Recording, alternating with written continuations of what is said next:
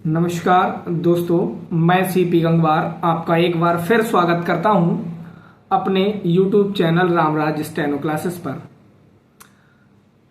कल मैंने बताया था स्टेनो क्या होता है, स्टेनोग्राफर किसे कहते हैं। उसी कड़ी में आज उसके आगे कुछ बता रहा हूं। जैसे क्या बता रहा है, स्टेनो किन किन डिपार्टमेंट में भर्ती होती है। मोस्टली आपने सुना होगा भारत सरकार के जितने भी मंत्रालय हैं, जैसे रक्षा मंत्रालय, गृह मंत्रालय, विदेश मंत्रालय, कृषि मंत्रालय और भी बहुत सारे मंत्रालय ऐसे हैं जिनमें भारत सरकार के विभिन्न अधिकारियों के साथ में स्टेनो रहते हैं। वे सभी स्टेनो जिस माध्यम से भर्ती होते हैं उसको एसएससी कहते हैं। एसएससी अर्थात स्टाफ सिलेक्शन कमीशन। स्टाफ का मतलब होता है कर्मचारी, सिलेक्शन का मतलब होता है चयन, और कमीशन का मतलब होता है आयोग। यानी एक ऐसा आयोग जिसमें कर्मचारियों की भर्ती की जाती है, सिलेक्शन किया जाता है, चयन किया जाता है। तो भारत सरकार के विभिन्न मंत्रालयों में भर्ती होने के लिए आपको एसएससी का एग्जाम देना होता है, जिसके थ्रू आपको विभिन्न मंत्रालयों में जॉब करने का मौका मिलता है।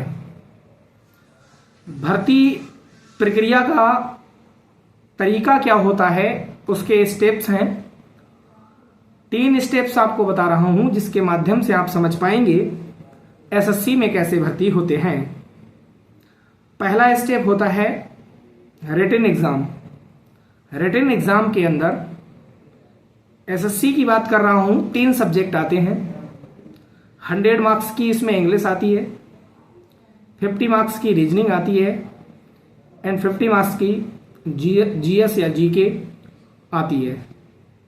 टोटल 200 मार्क्स का आपका एग्जाम होता है, 1/4 नेगेटिव रहती है। इस एग्जाम को क्वालिफाई करने के बाद आपका स्किल टेस्ट होता है।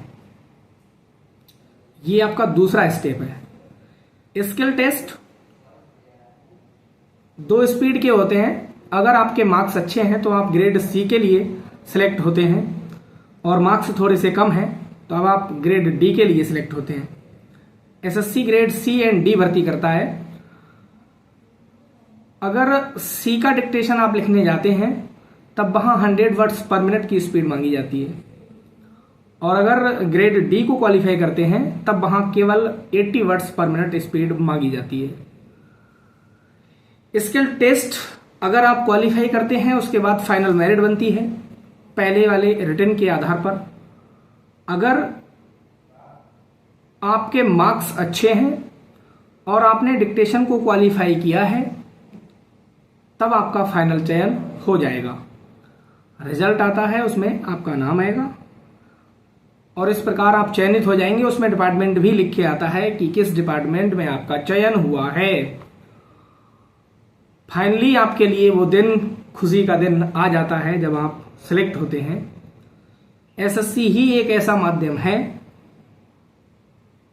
जिससे आप 12th पास 18, अगर आपने एज पार कर ली है, आप 18 साल के हो गए हैं और आपने 12th क्वालिफाई किया है, तब आप इसमें ग्रेड सी के थ्रू 85,000 पर मंथ सैलरी उठा सकते हैं। जी हाँ, सही सुना आपने, 85,000 प्लस सैलरी मिलती है पर मंथ। ये है एसएससी का जलवा। आई होप आपको एसएससी के द्वारा स्टेनो बनते हैं, कैसे बनते हैं, क्या स्टेप्स होते हैं, सारी बातें समझ में आई होंगी। Thank you very much.